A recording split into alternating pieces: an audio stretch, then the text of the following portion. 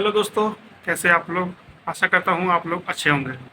आज हम सीखेंगे टैली में जो 3 प्रकार के सेल हम बुक कर सकते हैं, जैसे आइटम वाइज, एंट्री वाइज। तो ऐसे 3 प्रकार के होते हैं, वो हम आज एग्जांपल के साथ तीनों एंट्री आज सीखेंगे। ठीक है, तो चलिए टाइम नहीं गवाते हैं और स्टार्ट करते हैं वीडियो को। ठीक है, सबसे पहले हम डेस्कटॉप पे आ जाएंगे, उसके बाद टैली ओपन कर लेंगे। फिर टैली ओपन हो रहा है हमारा।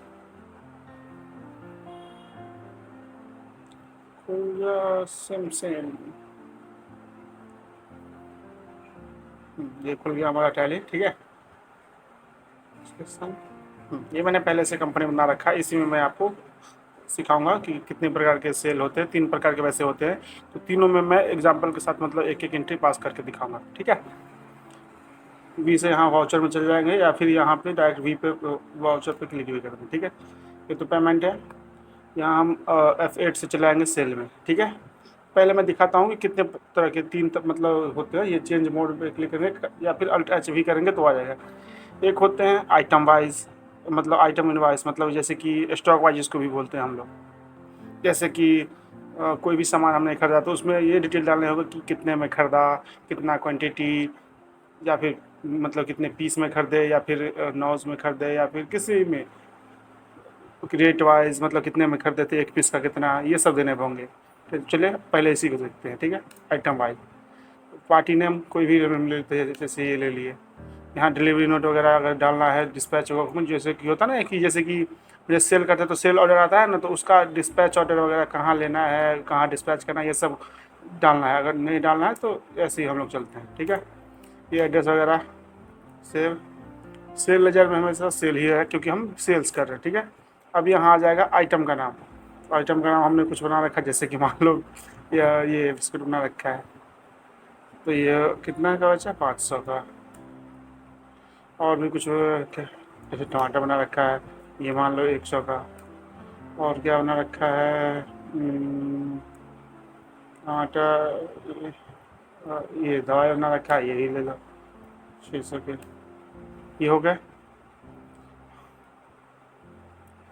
अब यहाँ हम GST अगर लगाना है तो GST भी लगा सकते हैं। ठीक है, जैसे कि GST GST किसी किसी को होता है कि जैसे कि output GST, CGST, output SGST, output input दोनों का अलग अलग बनाते हैं, तो हमने अभी एक ही बना रखा है। ठीक है, GST जो भी होगा आप GST डाल सकते हैं।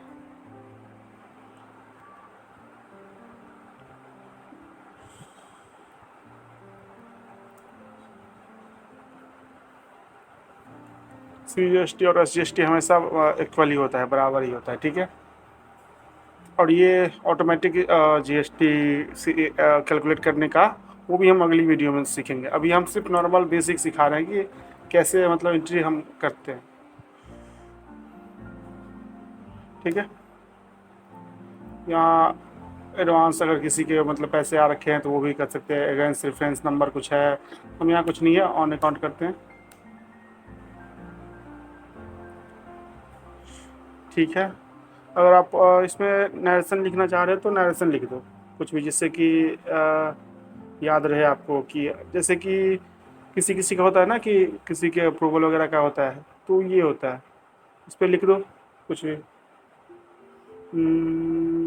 जो मन करे वो लिख दो, जिससे कि मतलब फ्यूचर में मैं ये इनवॉइस खोलूँ या फिर कोई भी खोले तो फिर उसको मतलब पता चले कि इसका क्या है कहानी। ठीक है, और कंट्रोल ऐसे सेव कर दो।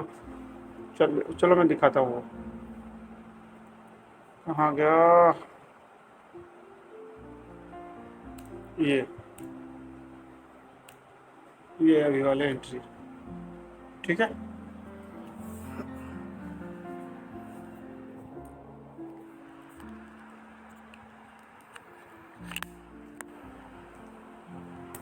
तो ये हो गया पहला। ये बैक आ जाते हैं वाउचर। अब चेंज व्यू में आएंगे।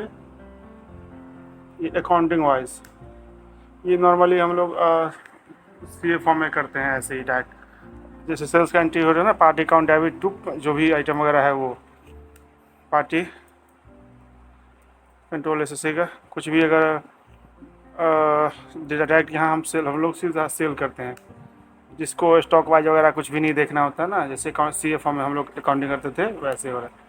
जो भी अमाउंट डाल दो, सेल कर दो, यहाँ GST लगाना है तो GST लगा दो। GST अभी मैं कैलकुलेट नहीं कर रहा हूँ, वो अपना देख लेना, मतलब बाद में कैसे क्या है, वो GST रेट वाइज ऑटोमेटिक आता है, वो भी मैं अगले बार बताऊँगा, ठीक है। ये हो गया, कंट्रोल से सेव कर दिया। ये दिखाता हूँ कहाँ गया, DSS सेल, ये देखो नीचे आ गया, ये आ गया दूसरा वाला, ठीक है। चलो अब तीसरे बताते हैं, चेंज भी। ये डायरेक्ट जैसे हम लोग सेल परचेज, सॉरी सेल कर रहा हूँ, क्या कहते हैं, नॉर्मल एंट्री पास करते सेम ऐसे है। सेल्स का ऑर्डर, ठीक है, बाई और टू का ऐसे आएगा।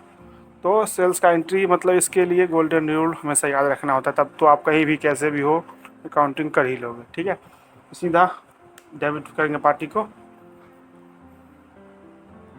100 ऑन अकाउंट, और यहाँ सेल करोगे कितने, 100, बस ये हो गया। वैसे नॉर्मली होना चाहिए, जैसे कि ये है ना, ये टैक्सेबल वैल्यू होना चाहिए, मान लो 50 है, उसके बाद फिर जब तो GST आएगा।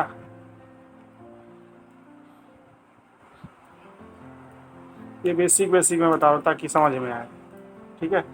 ये तीन एंट्री, यही 3 प्रकार के होते हैं, वो मैंने तीनों एक एक एंट्री करके बता दिया है। अगली बार ये हम स्टॉक वाइज पूरा GST ऑटोमेटिक कैलकुलेट हो, वो सब फुल्ली ऑटोमेटिक वाला बताएंगे, सीखेंगे, ठीक है। तो अभी भी किसी को कोई कन्फ्यूजन हो तो कमेंट करें, मैं कमेंट में आंसर करूँगा, ठीक है। तब तक के लिए मिलते हैं अगले वीडियो में, ठीक है।